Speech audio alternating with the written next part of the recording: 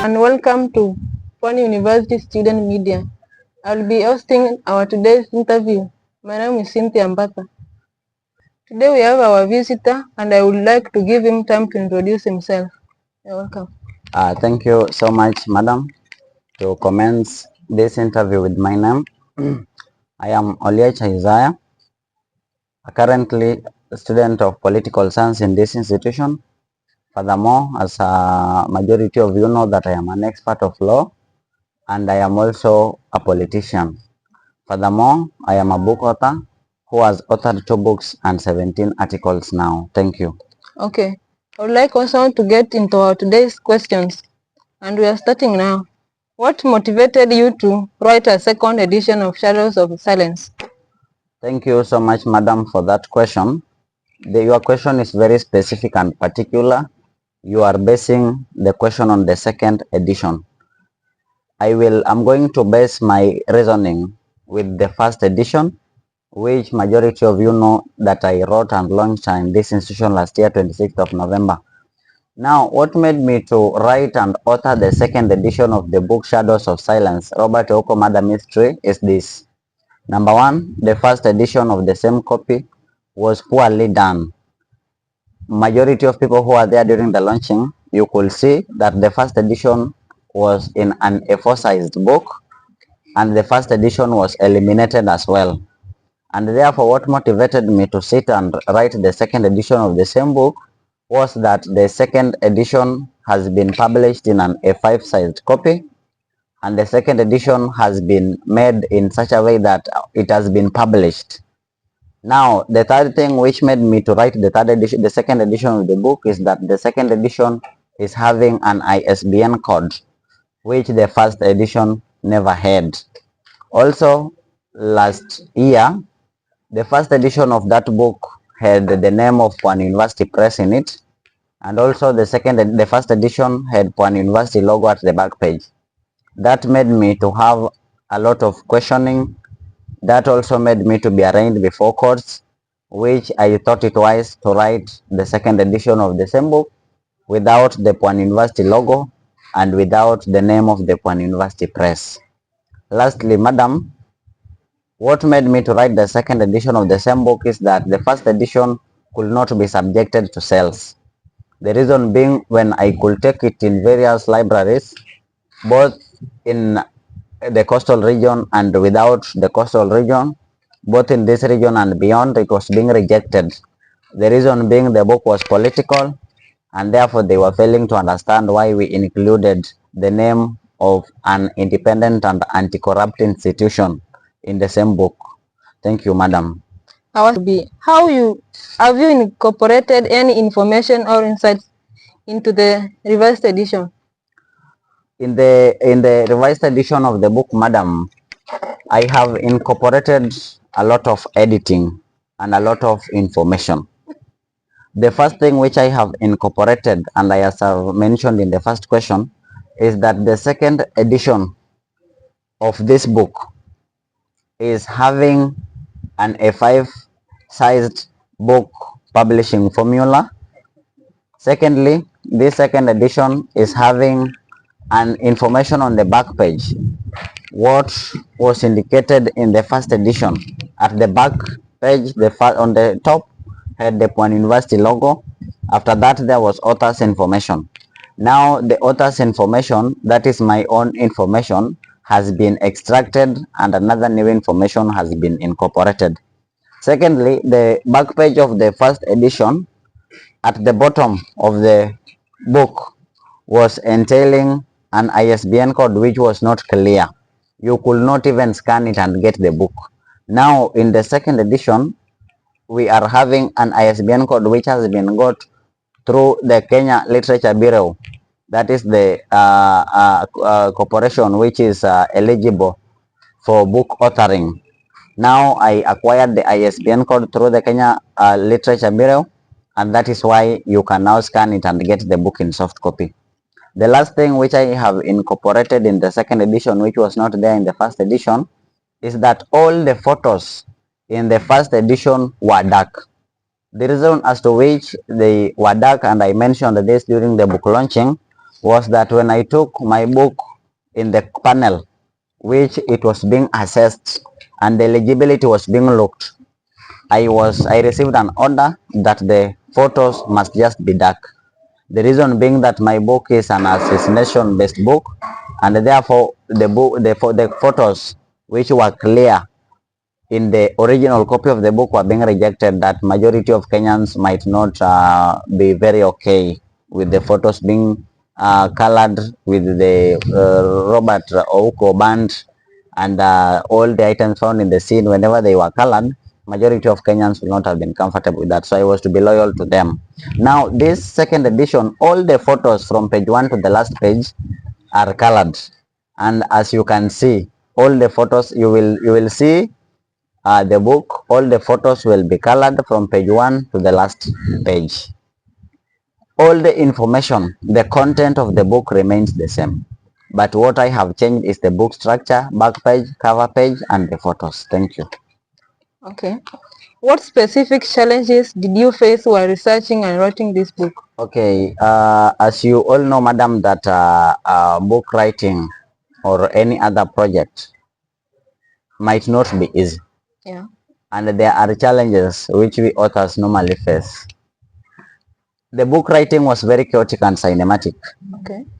I faced a variety of challenges, one being book researching itself. I had a hard time in looking for the researchers and my consultants, because you know very well, madam, that the book the assassination of Dr. John Robert Ouko happened in the year 1990, a long time. And therefore, I was to look for the experts and the people who might have been there during that time. Getting an appointment with these people was never easy. That is one challenge which I faced. And one of my researchers whom I met and talked to, that is none other than Professor George Wajakoya, could try his level best to link me up with other sources of historical information, which was never easy. Secondly, madam, I faced hostility as a challenge, because whenever I was meeting the old people back at the village, trying to interrogate them how the assassination happened, they were very, very hostile. And some of them were even going to an extent of saying that I am a government official who is trying to interrogate them in order for them to be arraigned in courts. So I faced hostility as a challenge.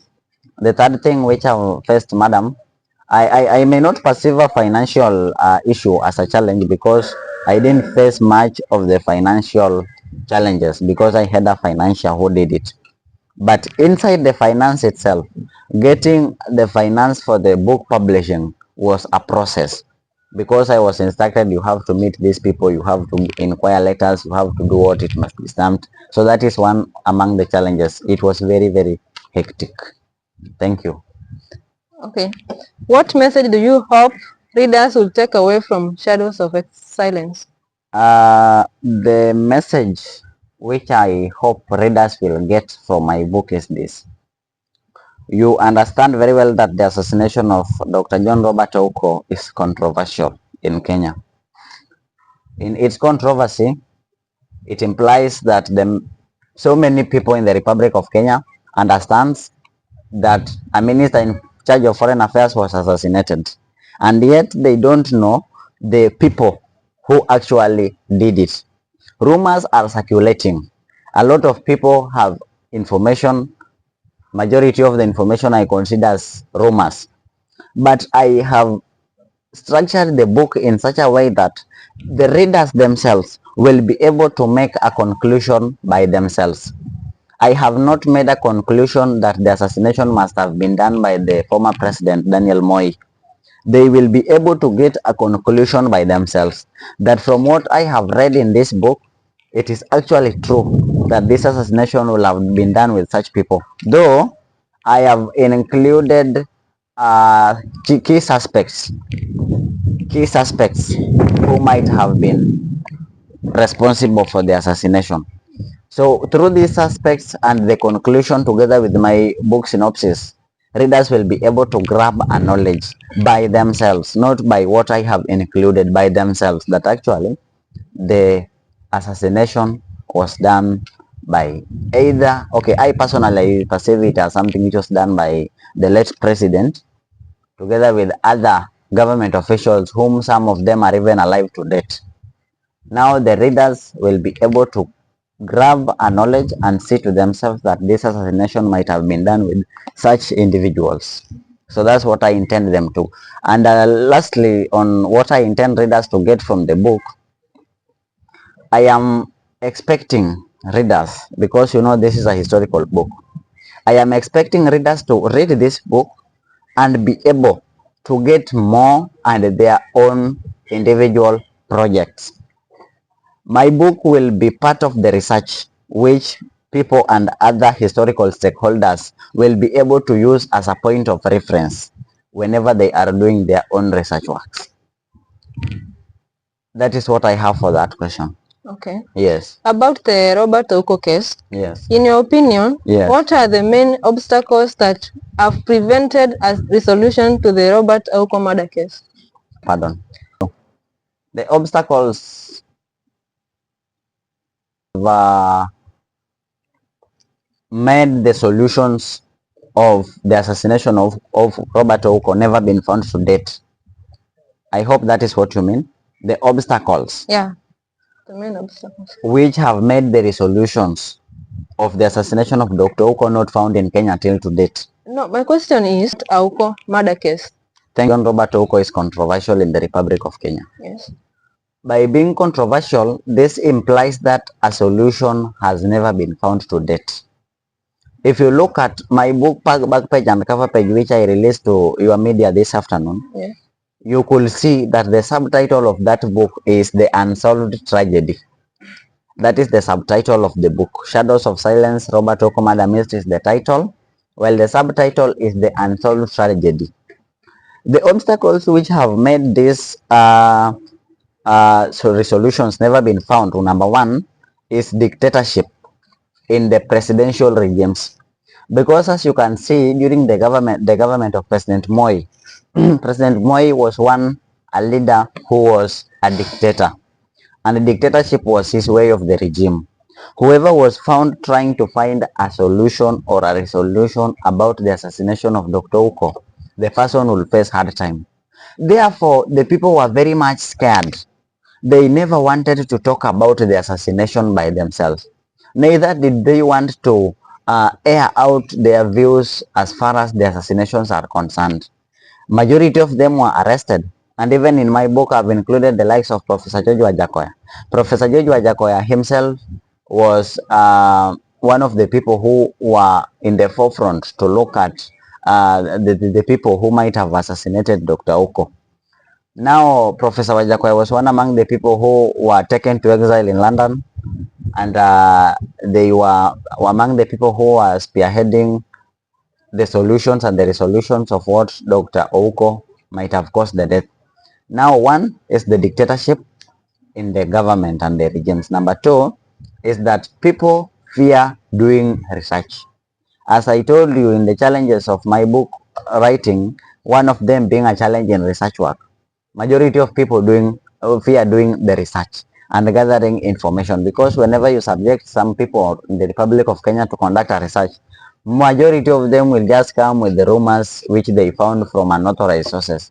Now, fearing to do the research is one of the things which people fear to conduct. And lastly, the obstacles which have made resolutions in the assassination of Oko not been found in Kenya to date is nobody is ready to provide a reliable information, because the people whom you can get a reliable information from are the elderly who are there in 1990s or 80s and witnessed by themselves what happened.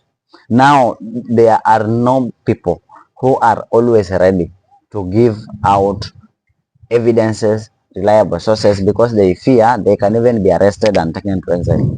Some of them even fear that they can be killed. So unreadiness to unveil the evidences is what makes resolutions hard to find in the Republic of Kenya. Okay. Yes. Do you believe new evidence might emerge in the future that could shed light on the case? I don't believe if there will